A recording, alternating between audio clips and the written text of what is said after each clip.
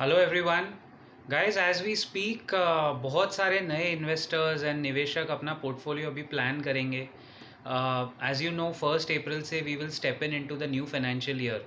तो नए financial year में I am sure a lot of you will be planning कि कितना सेक्टोरल इन्वेस्टमेंट होना चाहिए, कितना इक्विटी, कितना म्यूचुअल फंड, कितना डेट यानी फिक्स्ड इंस्ट्रूमेंट्स में।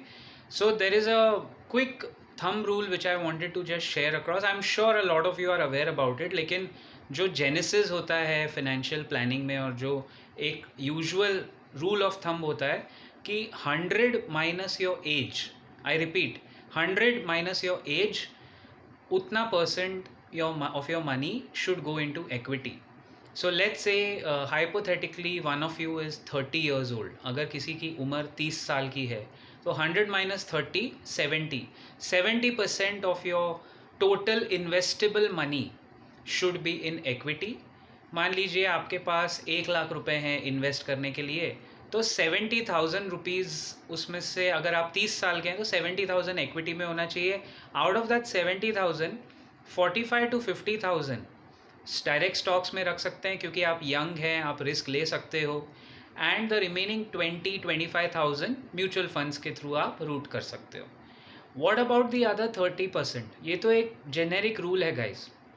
फिनेंशियल प्लानिंग में बहुत सारे फैक्टर्स देखने पड़ते हैं कि एज, ईएमआई लिया है कि नहीं, आपके फैमिली के गोल्स क्या क्या हैं, आपके बच्चे कितने हैं, बच्चों का एजुकेशन का कॉर्पस है कि नहीं, मेडिकली आपने कहाँ कहाँ इंश्योरेंस लिया है कि नहीं, टैक्स सेविंग में एलआईसी का पॉलिसी है कि नहीं, तो उसको अगर नहीं है तो we can take it in time. Then और क्या सेविंग्स है आपके, और क्या एसेट्स है, ऐसे पूरा एक एसेट्स का एक लिस्ट बनता है, राइट। तो वो लिस्ट के हिसाब से अल्टीमेटली इन्वेस्टेबल कॉर्पस जितना बचता है उसको सही जगह लगाना है। And financial planning is a very important tool. उसमें बिहेवियर शुड नॉट मैटर, यानी आपका मूड अच्छा है तो स्टॉक लेना है, ये काम, ये गलती नहीं करनी है। एक फाइन संडे अच्छा निकला तो संडे उठ के आपने सोच लिया क्रिप्टो करेंसी लेना, ये गलती बहुत लोग कर चुके हैं। एनीवे, 70,000 तो आपका लग गया इक्विटी में। व्हाट अबाउट दी अदर 30%, यानी बाकी 30,000 रुपये का क्या करें? तो इसके अलग अलग मेट्रिक्स है। 5% to 8% आप गोल्ड में डाल सकते हैं as a hedge. Gold is not an investment, it is a hedge against inflation.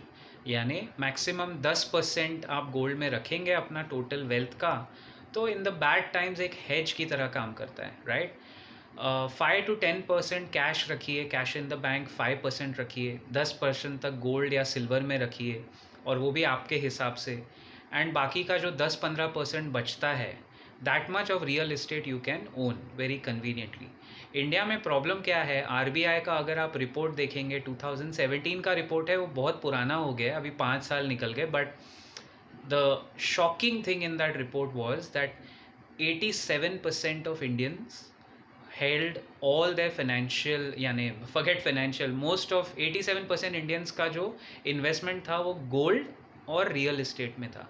Now it's a complete उल्टा ऑफ द थंब रूल, यानी गोल्ड और रियल इस्टेट में मिला के होना चाहिए आपका 25%। यहाँ मैक्सिमम हाउस होल्ड्स का 85 to 90, एवरेज 87% लगा हुआ है। तो अब कोविड के बाद क्या हुआ है guys, people have realise that जब ज़रूरत पड़ती है ना पैसे की, तो लिक्विड फाइनेंशियल इन्वेस्टमेंट्स ही काम आते हैं। किसी ने टाइम पे अगर प्रॉपर्टी बेच के पैसा निकाला, बहुत मुश्किल से आपको मिलेगा कि पैसे की ज़रूरत थी, प्रॉपर्टी थी, कोविड का टाइम था और बिक भी गई। It is a long hassle to sell that real estate. And India में बिकॉज ऑफ सर्टन सुपरस्टिशियस या मान्यता अलग अलग होती है, वी रिस्पेक्ट दैट।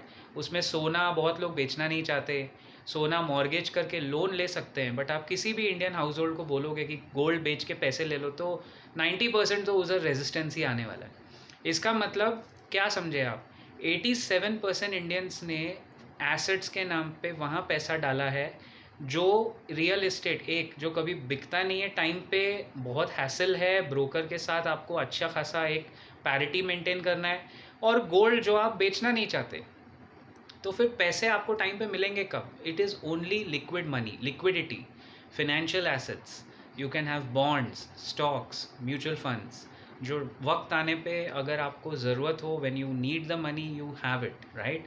इसीलिए फिनेंशियल प्लानिंग पे ध्यान दीजिए। लुक एट फिनेंशियल प्लानिंग, कोई भी सेबी रजिस्टर्ड फिनेंशियल प्लानर से कंसल्ट कीजिए। There are some brilliant guys over there, you can talk to them. And consult करने के बाद अपना एक पोर्टफोलियो बनाइए। Focus on making a portfolio rather than just doing trading, you know, क्योंकि हर asset class ज़रूरी है। देखिए 15% रियल इस्टेट में होना भी ज़रूरी है। अगर आपका कुल 1 करोड़ का पोर्टफोलियो है तो 15 लाख का रियल इस्टेट यानी 15% होना भी ज़रूरी है।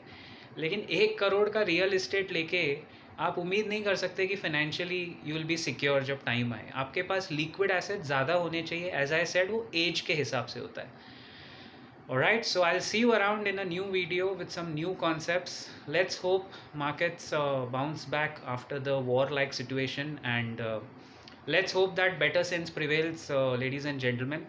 आपके कोई भी comments हो तो feel free to put them in. I'll see you around in the next video. Till then, keep profiting.